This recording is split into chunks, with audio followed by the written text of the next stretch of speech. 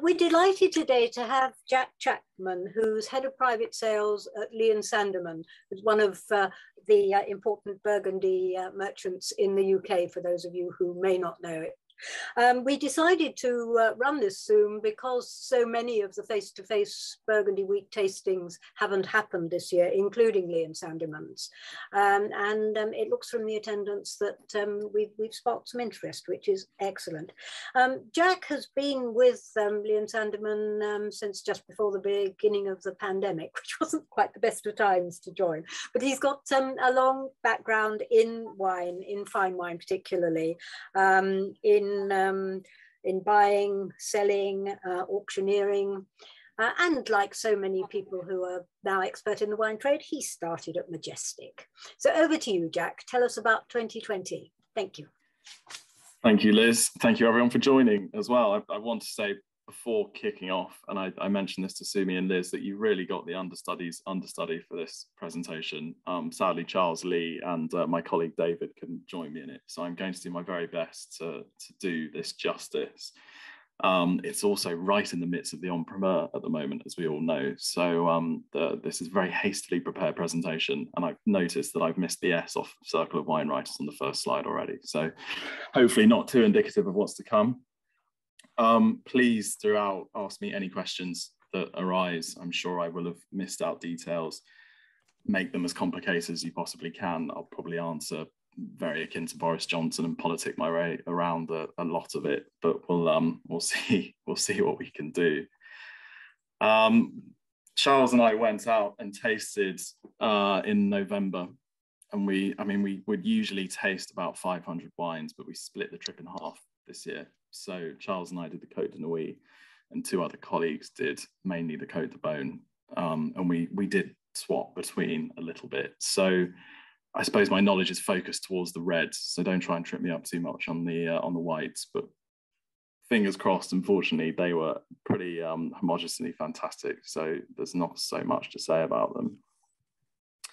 For the first slide, I thought, as most people are wine writers and journalists, I would provide something relatively sensationalist and sort of highlight the potential red flags for the 2020 vintage. Anything that could potentially have gone a bit wrong. I mean, the first and perhaps maybe the most interesting is that it was the earliest harvest that we've ever seen in Burgundy.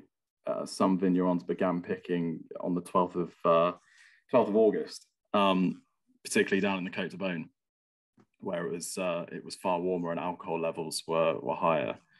So I think hearing that immediately as a statistic raises questions in people's minds, especially when you then back it up by saying it was also the warmest year for a century that Burgundy has experienced.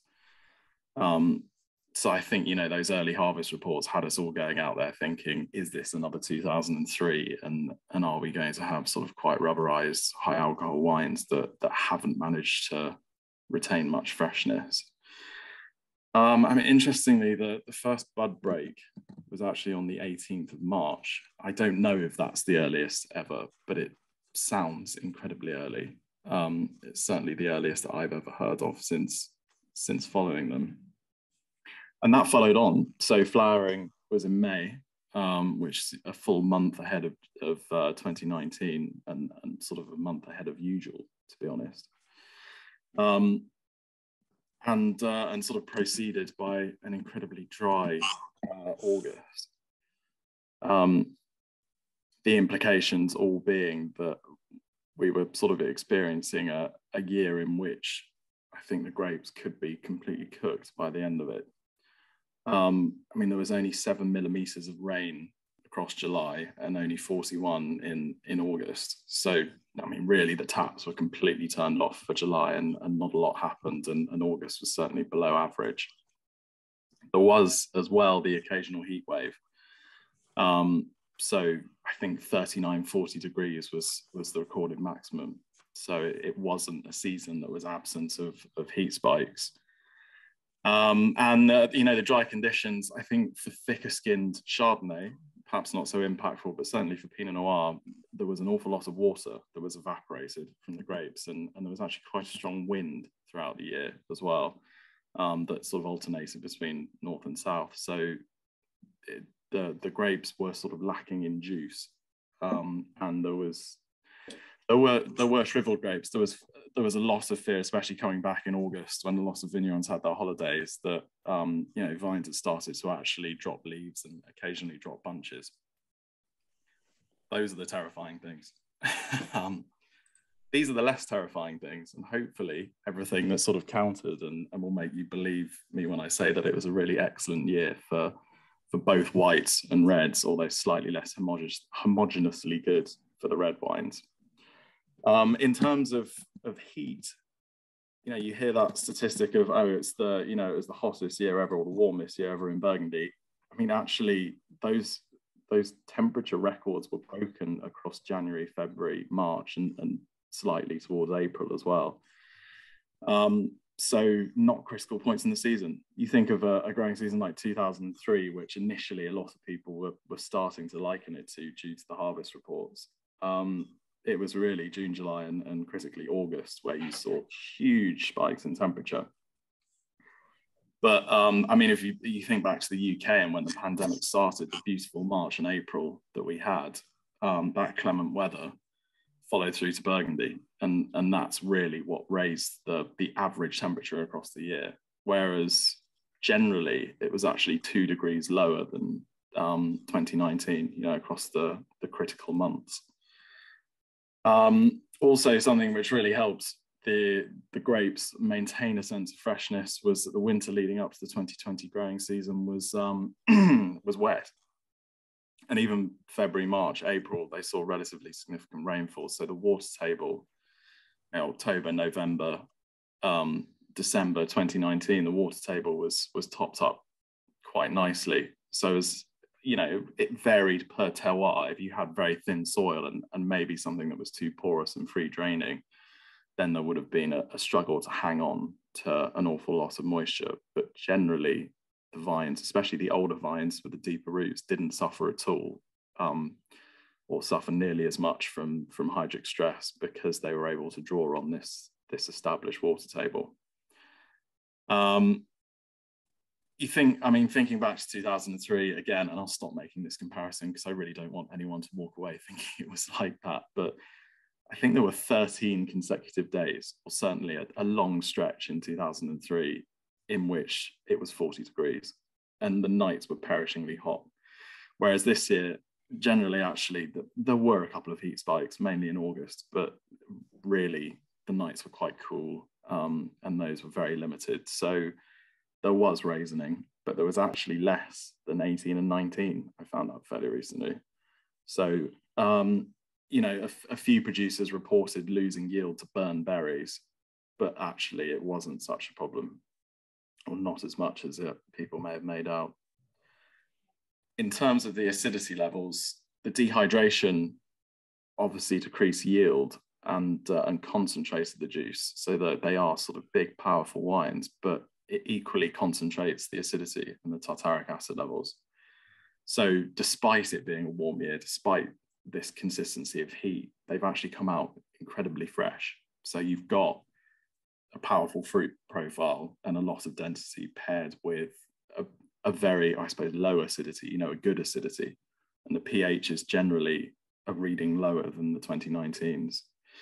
One thing that I think is most interesting and most critical, because the harvest dates, and we'll get on to that in a second, were very early. Obviously, we started bud break in March. So an early harvest, when you've had an early bud break, it was a totally irregular year, but basically the growing season was shifted from April through to September, down to March through to August.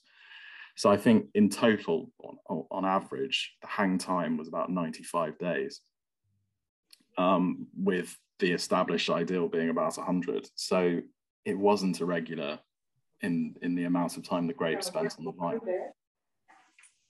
Was that a question from someone?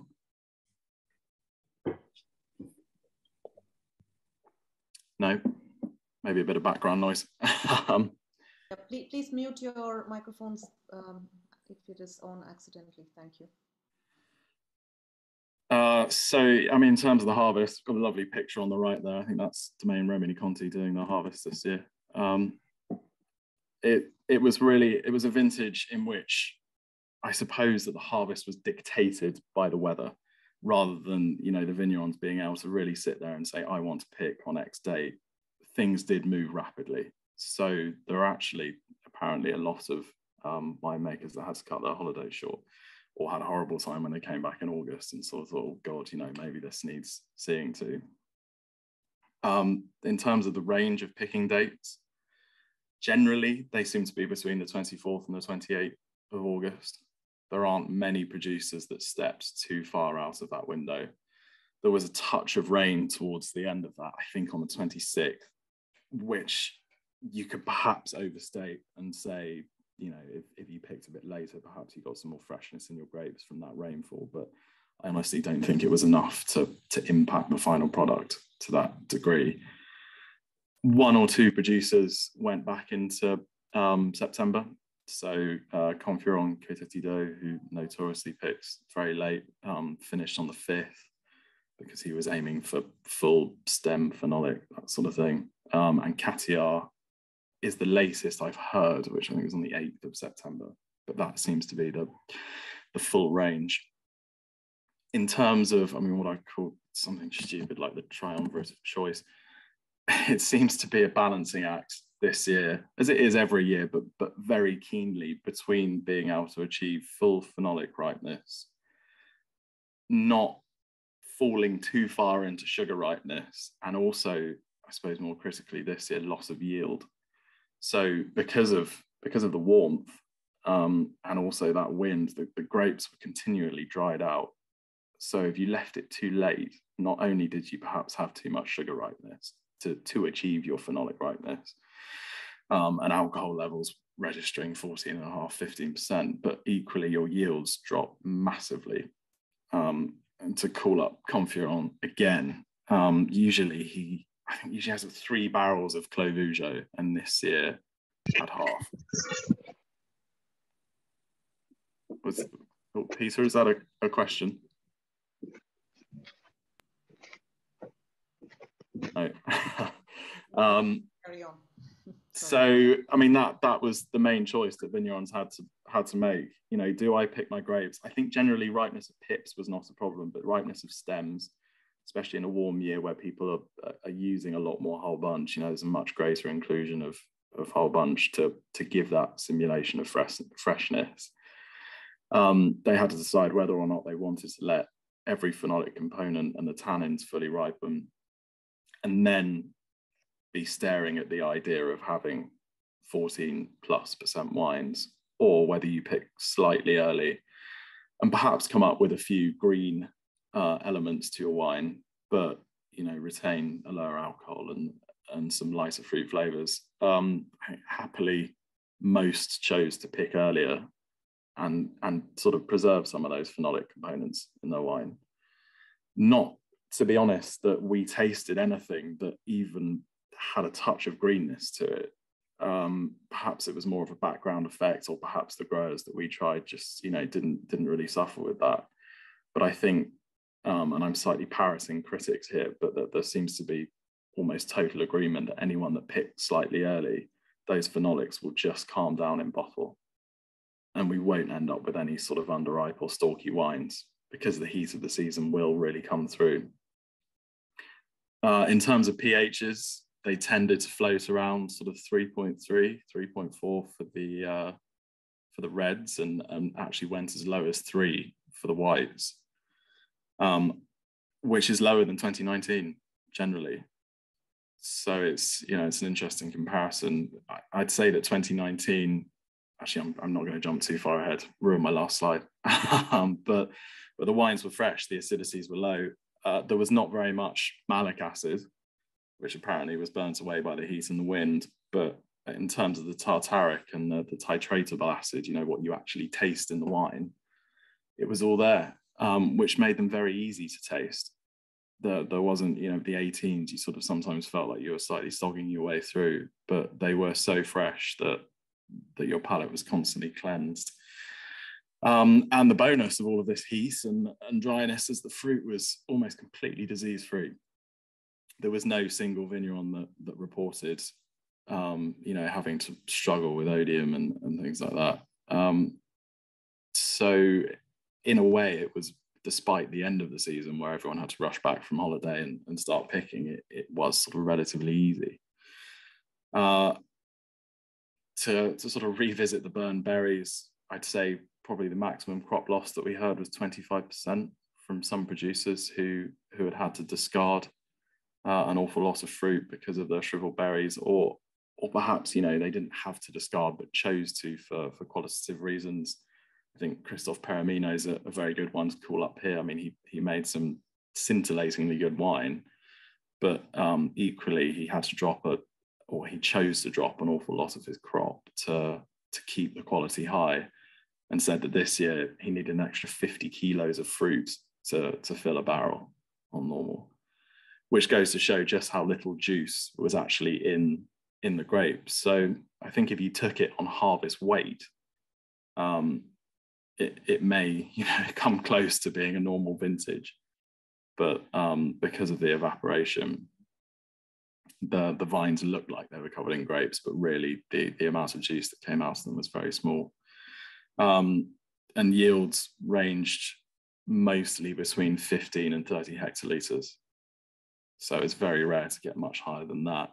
And it was Nuit Saint-Georges that sadly suffered the most, partly because of thinner soils, but also when it got very hot in August, there was a localized hailstorm towards the southern end of it, which took out an awful lot of crop. You think what made perhaps the reds slightly more erratic was the need to handle this high skin to juice ratio. So you had to be very delicate with the pressing. Most didn't even opt to do any pigeage. So there's that danger of over extracting. But because this has come at the end of 2018, 2019, I think it's easy to see how the producers have really come to terms with hot vintages and how they're able to deal with them. I mean, to call 2003 back to the table again, you think about the technological advancements and what the producers have been able to deal with since then. There's a lot more people using refrigerated trucks to transport from the vineyards. They have cold stores to keep the grapes in before processing. I'd say that temperature controlled fermentation vessels are ubiquitous. No one has gone without that technology, whereas 2 decades ago, they were perhaps only the top domains that had them. So just in terms of the ability of these people to treat slightly warmer vintages and grapes like this, it's changed a huge amount. Perhaps the dryness and the evaporation was probably most keenly felt in Corton and Volnay, that the Côte de Beaune being further south certainly had its higher share of high alcohols.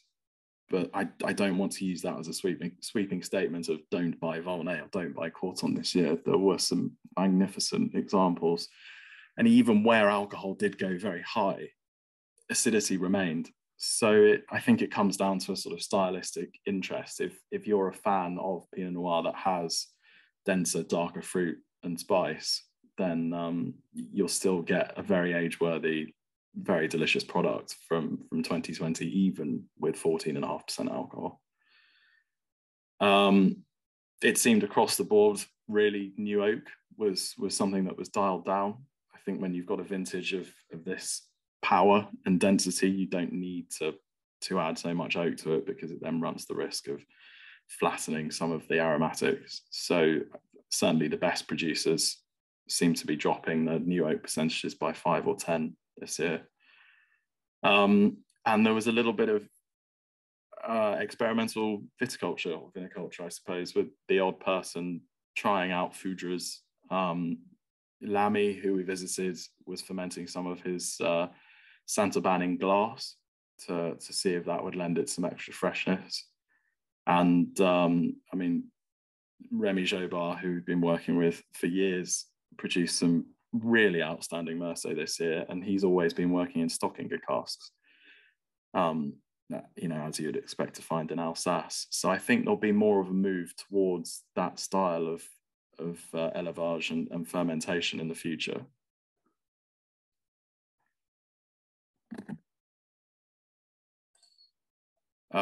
So the white, with Mrs. White looking really quite angry there, which is not reflective of the vintage. Across the board, I mean, it's very easy to say that the whites were fantastic. I didn't try so many of them, but everything I've tasted, everything I've heard, really nowhere dropped the ball at all. It's universally regarded as a white wine vintage par excellence. I'd say that, you know, there is density, but it's incredibly well balanced with freshness and acidity. I mean, 2017 is a vintage that I really love in white wine, but I don't think these will, although you can make a cross comparison, they won't drink as early as 17s. There's not really even a touch of tropical fruit to any of them. So if I were to make a sweeping statement, I think 2014 is really the year that we'd be looking at here to liken 2022. They're definitely for the cellar, but I think it will be regarded as one of the top white vintages in decades to come. And unfortunately, the yields were good for white wine, whereas we're staring down the barrel of sort of 50% reductions for some of the red producers. The whites, a lot of people were able to achieve their maximum yield. There's a few theories about why that is. I've read and heard that Chardonnay completely shut down due to hydric stress, and was therefore able to almost stop its ripening and hold fruit better. But I think really the main reason is that Chardonnay is a bit thicker skinned, so the evaporation wasn't so great as Pinot Noir, and the berries were able to maintain more juice. I think I said to Liz and Andrea when we were discussing this the other week, I don't want to sit here and go, this Appellation did much better than another one, because genuinely I think across both the reds and the whites, there wasn't a particular area that won or lost. It was all very much down to individual producers and sometimes down to individual vineyards. But with the whites, I think Saint-Aubin is something I'd say is no longer up and coming. I think it deserves to be mentioned alongside Pinot Montrachet, Chassagne, Meursault. The wines there are qualitatively really hitting that level, and they're still, I'd say, relatively cheap in comparison, certainly not cheap. I mean, one producer we visited, Joseph Collin, who's Marc Collin's son and Pierre-Yves Collin-Mouret's brother. He only started really making wine in 2017 when he inherited from his father. And he was able this year to make wines with almost no sulfur. He would add a little bit at bottling, but nothing else, because the grapes were so healthy and it was such an exceptional vintage. So I think generally they've been excellent at expressing the terroir this year. The reds were not quite so straightforward. Let me flick to my other very attractive slide. They're not quite so homogeneously outstanding, but they were to the main degree excellent. I mean, I didn't taste any wine that I didn't like. The pH was low. So as I said earlier, we were looking at 3.3, 3.4. Alcohols were generally pretty moderate. 13.5% seems to be about the norm. You could get as high as 15.5, where producers either picked late or, particular vineyards suffered, or their viticulture was slightly different. If they left or they cut too many bunches because they were expecting it to be a cooler end to the season, or left too many leaves. But in terms of the profile, although they do slightly on the darker side of the spectrum of fruit, the best growers were able to sort of intermingle, your very piercing red fruits, cranberries, raspberries, and strawberries, which then followed down in a spectrum of blueberry, blackberry, and was really paired with some wonderful floral aromatics. So I think Gevrets were very Gevrey-like. You know, they were poised, they were elegant, they're very age-worthy. Chambols were still floral, very fresh, and everything you'd want from there. You know, the Morets combined the two. The Vaunes were delightful. And you know, Nuits Saint-Georges actually, despite maybe having a slight turn of it with the hailstorm, were more approachable than you'd expect. I think it's coming of age as an appellation. And that extra heat is just taking the edge off of some of the wines that were perhaps 10 years ago incredibly tannic and needed 20 years in the cellar. Now, especially on the Vaune side of it, they're coming to the fore. I think you could easily make a comparison between 2018 and 2020, but with higher acidity. So in terms of the fruit profile, they are along the lines of the 18s, but with more freshness. But what we actually heard from most producers, and I think they're honest, but maybe just consummate salesmen, was that these are like the 2016s, but with darker fruit. So they're incredibly structured like the 16s. They're just denser and not quite as pretty. But generally, every appellation expresses terroir exceptionally well. I'd say in terms of singling out somewhere that's opportunistic, I don't know if you could consider Clos Vougeot as an opportunistic buy because it's still incredibly expensive, but I think this year that it's one to be taken much more seriously than usual.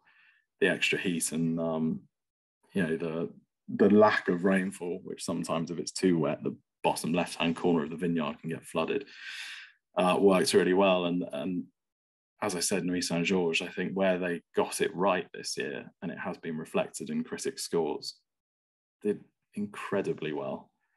I mean, we've had Lignea Michelot and Christophe Perramino's Richemont's, and people have sort of moved over from their Chambols and gone, you know, it was always the Comte d'Orvaux and things. Leading up to this year, and now everyone's actually after the Nuits Saint-Georges, which is really interesting. As a summary, I would call them athletic. So if you think, you know, broad, powerful, but the wines are carrying absolutely no excess weight at all, they will be something that needs to be sat on, the Grand Crus particularly. I don't think they'll be ready for 15 years. It's sort of a 2010, 2016 scenario, but they're very svelte, they're very well built, and in no way overdone.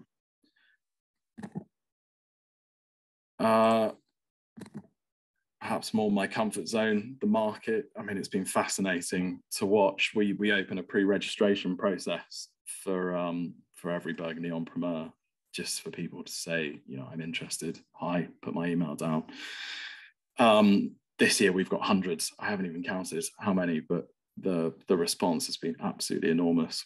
And we've actually disabled, last year we had a wish list function where you could go in and click, you know, I might like 2 cases of this or whatever else. We've had to disable it this time around. Sheer paucity of wine and too much interest. It just seems completely insatiable, the demand. And I think every commentator who has previously said, you know, watch out, Burgundy could be a bit of a bubble, has given up and just seems to have got on board with the idea that everything is getting more popular and more expensive. And I think whilst that is being driven by Far Eastern markets and emerging markets, there's a huge domestic demand for Burgundy, or traditional market demand for Burgundy. And it's been spurred to a certain extent, I think, by new entrants to the market who have read about the capital performance, you know, investors who have been bowled over slightly by the statistics, and they're trying to wiggle their way into the market just to make a bit of money. But equally, traditional buyers who have always been on these allocations are trying to get more and more, because I think it becomes a lot easier. I've called them justifiers. It becomes a lot easier to justify it to yourself when you might in 5 years' time be able to sell half of your Burgundy and pay for the other half. It's very much like buying a decent cellar of claret 30 years ago. So anyone who has maybe been spending £10,000 on Burgundy every year seems to now be spending 20,000. From an industry perspective as well, it seems that while the client side is growing, there's an awful lot more traders. I think the pandemic has helped just generally buoy the wine market, and it's given a lot of people the confidence to start their own wine merchants, wine brokerages, and really sort of, launch into trying to get the allocation. So not only is it more competitive for clients trying to get hold of them, there are now many more entities going into Burgundy and trying to get a bit of wine partly from the big name producers, but also trying to ferret out, as we do every year, lost gems, wineries that haven't been given the representation in the UK that they perhaps deserve. Some of them are doing a very good job of it, some not so much, but it's become one of those markets where if you're able to hit on the next big thing, there's potentially an awful lot of profit in it. So I don't see any of that slowing down. I think it's going to get faster and faster and greater and greater. And hopefully it will be good for drinkers as well as people at the top end, because the Bourgogne Rouges and the Village wines are fantastic. And I think we've got so much more choice at that end of the market than ever. It is depressing that no mere mortal can buy a Chambertin or a Musigny, but equally the quality of the Village wine now is so good that there is still something for everyone to enjoy. And I think, whilst I don't want to get too deeply into Bordeaux, it's very easy to say that the Bordeaux market is the true value at En Primeur. It's becoming a bit shaky, whereas Burgundy, everyone really does feel like by buying it En Primeur, they're getting something for their money, either because that wine will go up in value in a few years' time, so it's worth sitting there and hanging on to it, or you just won't be able to get it. There's so little back vintage stock and so few trades that it actually remains quite exciting. When we had the other day an email from Nicolas Rossignol down in Volnay, who said that after the En Primeur campaign is over, he's going to put all his prices up by 40%, simply because there just isn't any wine to go around. And there we're talking about a good producer in Volnay. We're not talking about one of the superstars in the Côte de Nuits. So I think with the 2021 vintage looking us in the face, we are perhaps due some relatively large price rises.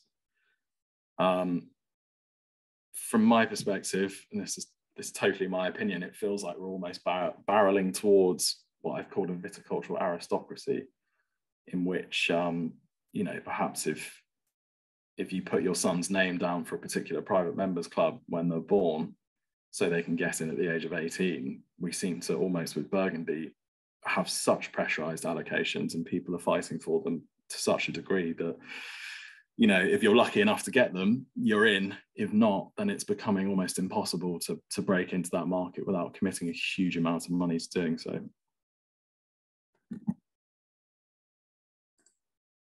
And finally, some lovely questions that have kindly been given by Sumi and Liz. Sumi, I really like your question. I can't answer it directly. I wish I could, but I didn't write down exactly sugar levels and acidity and pH. I think I've touched on the acidity and the pHs a fair bit already. What I did write down is that, to go back to Confiron, I mean, he decided to pick later because his tannins weren't ripe, and he always commits the whole bunch, every part of the stem that he can get to his fermentation. So wanted all the the phenols to be in the right place, right pips, right stems, all that kind of stuff. So his acidity was still very good, and he likened what he produced to 2010, but the alcohol was 15.5 in some instances. I don't know what will end up on the final label, but I think it will probably be 14.5, 15. And the flavors that you got from those wines are something you'd more closely associate with Côte Rôtie, I think. There is still perfume, it's sort of violets and things, but you are getting powerful spicy fruit. So perhaps he's a very extreme end of the line, but it was interesting to see with the later pickers how they treated those things and how the acidity. I mean, Nicolas Rossignol, who I just mentioned, equally being in Volnay, his wines are around sort of 14.5%, 15% alcohol, but they do have this searing acidity going through them. So whether or not you would call that a legitimate style of Burgundy, and perhaps a lot of people would think they've missed the mark in terms of not getting that airy sort of red fruit and something that people see as making Burgundy truly exciting. Perhaps not, but if you like that style and if actually you can get to know that style, I think they can be equally as exciting. And what Yves Confion will always say to us is that he's making wines like they made back in the 40s.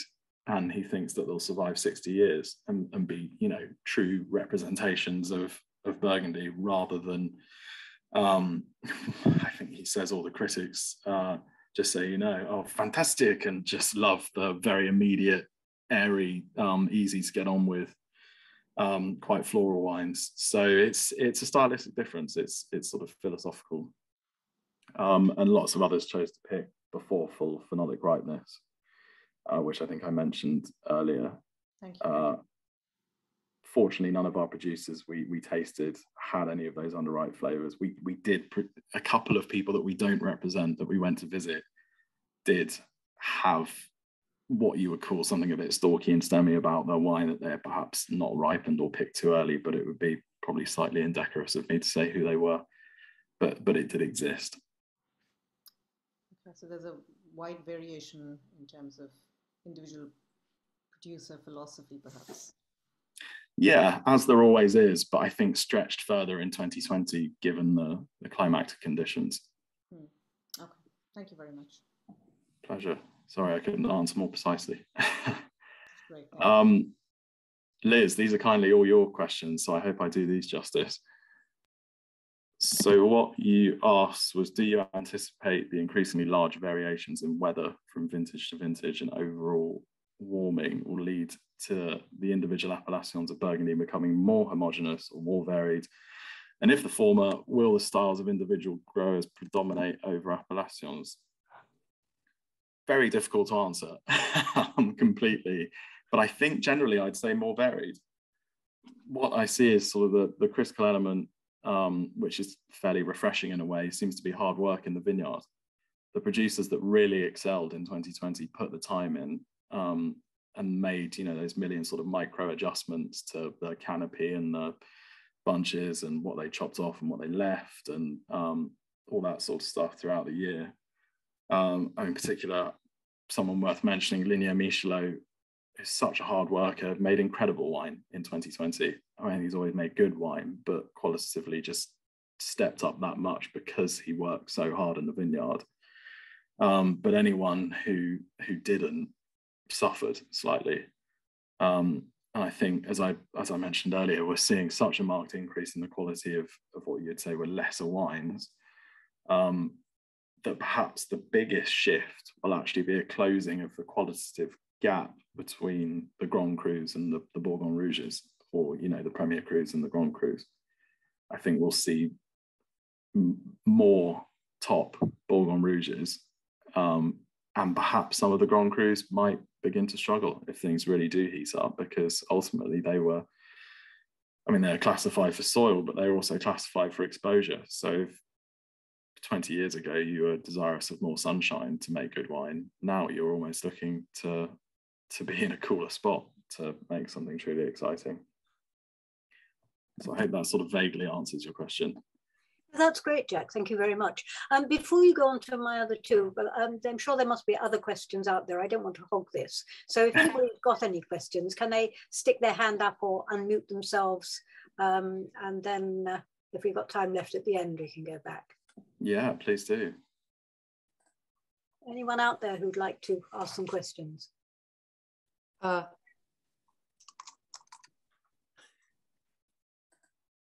Lynn? Hi, yeah.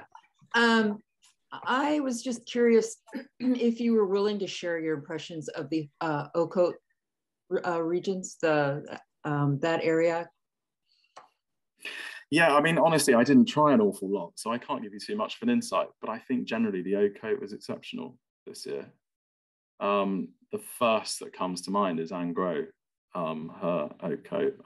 I think, I mean, I've enjoyed that for several years, but the heat really did help produce more exciting wine there. You know, they had density as well as freshness.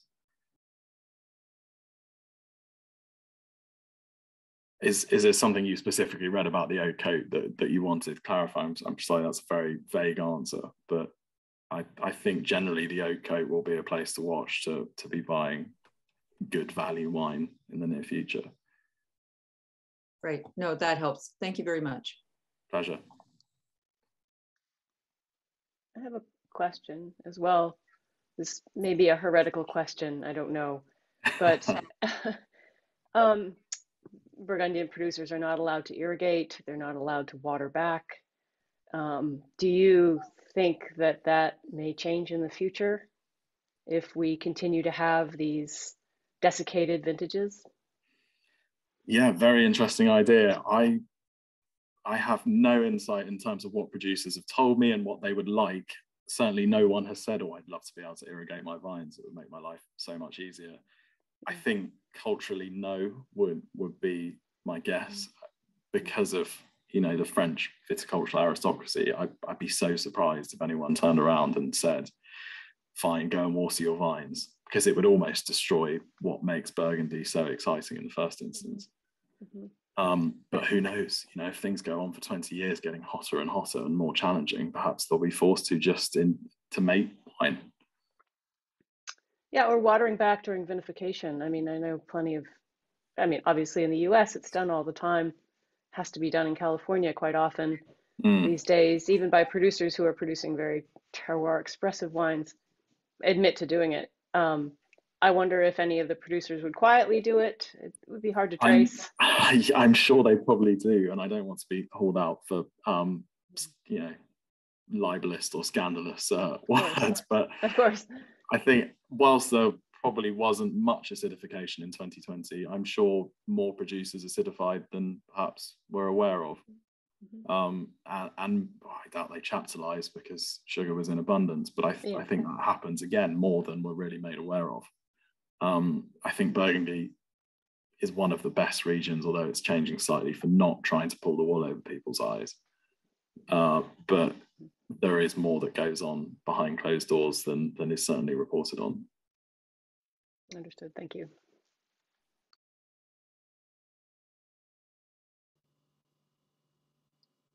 I think Rosemary, I think you have a question on Chablis.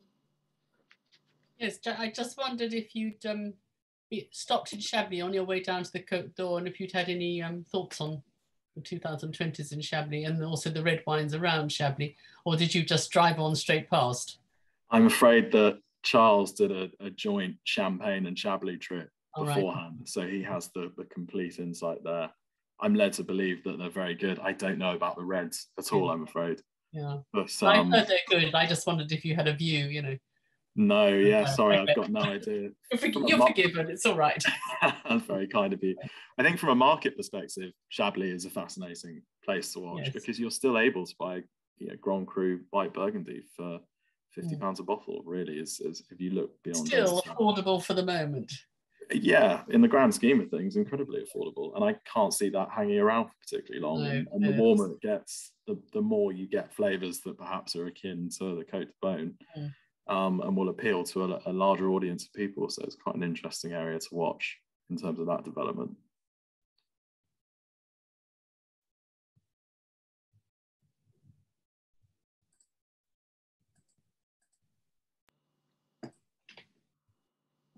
Are there any more questions?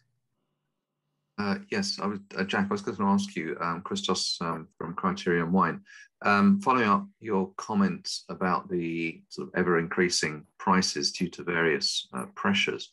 If you were asked, for someone who either didn't want to spend megabucks or wanted value in Burgundy, where would you look? Would you look in Côte Chalonnaise, Mercury, Givry, or where would?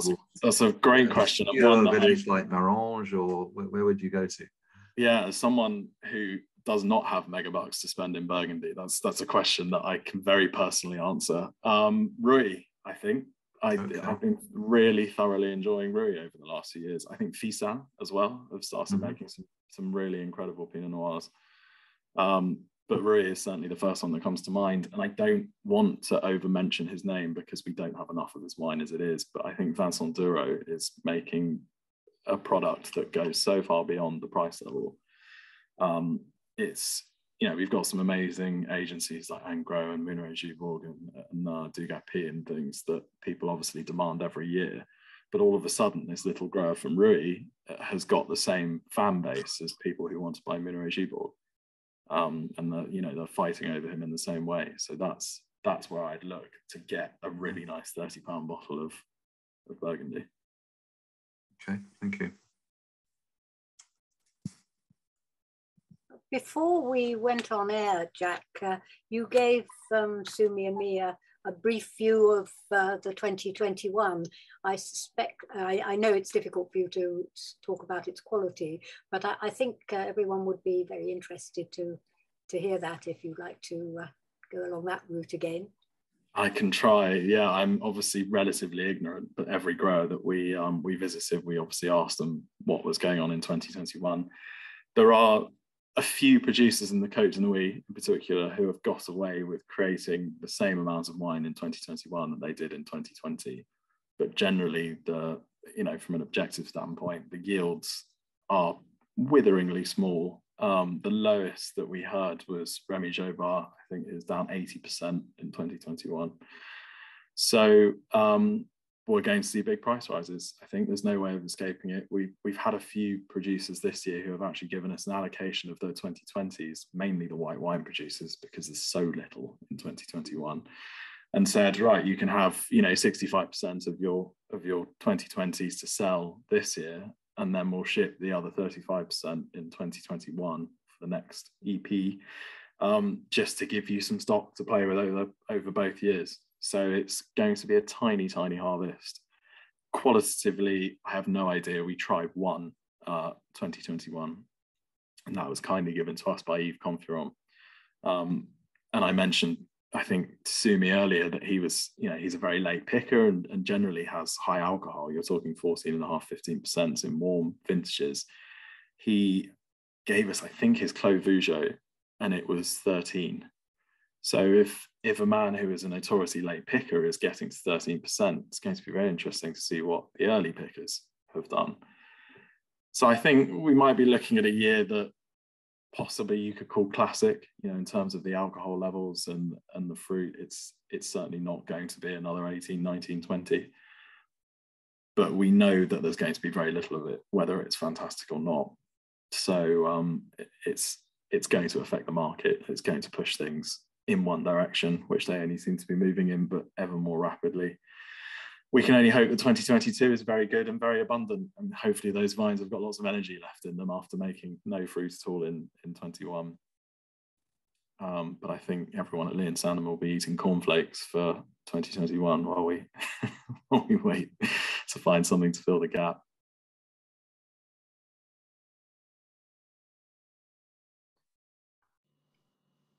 Okay. Well, if there are no more questions, I'd like to answer one of my other ones, Jack. Yeah, I can answer both if you like, if we've got time. I don't want to keep everyone hanging around. Well, it depends whether anyone else has questions. So get going on one of them and let's see if anybody else wants the question after that. Okay, so you kindly asked, as a general wine writer, not a Burgundy specialist, that you find advising readers on so complex a region tricky. Your usual approach, being beyond a basic overview, is to recommend choosing a good merchant. But how does the complete Burgundy beginner find a merchant who suits their specific taste? And how do they do it without making expensive mistakes? I wish I had enough insight to give you a really solid answer on this, because I've made a lot of expensive mistakes in my time trying to find the Burgundy I like. But what I always try and do when I speak to a person who's relatively new to Burgundy, because it is the most complicated viticultural region on the planet, I think, is to try and work out the fruit profile. Hopefully, if they've had some experience with wine in general, then it seems that the main divide is with white people who like very steely, very mineral, you know, fresh white wines. You're talking sort of Lafon versus Rouleau, I suppose.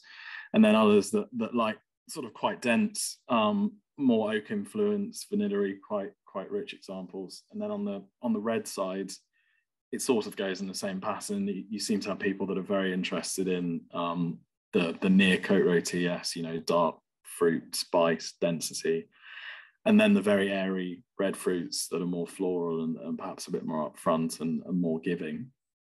So that's where I begin. If anyone has a fruit preference already, is always helpful. And then it's more or less working to a budget and a time frame. If someone's got £50 a bottle to spend or £100 a bottle, it becomes much easier to then zero into what they might like and how long they want to keep it in their cellar for. It's the term of drinking. I think, you know, as for picking a merchant, it's really difficult to say.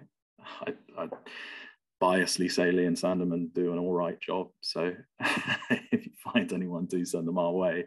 But there's so much crossover in the producers that we represent. I mean, Flint, Justerini and Brooks, we all have the same sort of, obviously we have independents, but there are lots of producers that we represent that they have as well. I think the best thing to do really perhaps would be to start with a Bourgogne Rouge, because every producer from top to bottom has their imprint. So if you like the very basic Bourgogne they make, hopefully when you commit big money to one of their Grand Crus, you'll like it even more. So it's a good way to start out. That's great. That's very useful. Thank you very much. Pleasure. Shall I do your last one? And if okay, quickly, and then hopefully there might be one. Any more questions? So wine-loving visitors to Burgundy will want to visit growers. If they don't already have favourites, how should they choose, and what's the etiquette to ensure they're welcomed? I think really just contact your wine merchant and give them as much information as you can about your preferences and who you've tried before and what you might like. Follow the advice. A lot of producers aren't hugely comfortable with speaking English. So if you've got a bit of French, that's useful, but if not, then be upfront about it so that they can direct you towards people who are comfortable communicating. And I think it's worth bearing in mind that although Burgundy is becoming quite glam these days, they are still just very passionate farmers who, you know, love doing what they do, and they'll welcome you into their homes at the expense of their own time. So it's not Bordeaux, it's not an employee that's hired to do tours and tasting. So just keep that in mind. And generally, they're very friendly, lovely people that love to chat. Great, thank you very much, Jack. Do we have any more questions?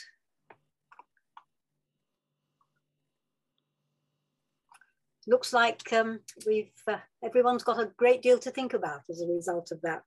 That was really good, Jack. It was so interesting to get the information from somebody who's been there. Okay, we're not tasting the wines, but no doubt we'll have an opportunity to over months to come. Can just thank you again. And also thank Lee and Sandeman, because I know I asked for Lee and Sandeman to give this presentation because I love your tasting normally. So I'm sorry to have missed it, and this is some compensation. So thank you very much.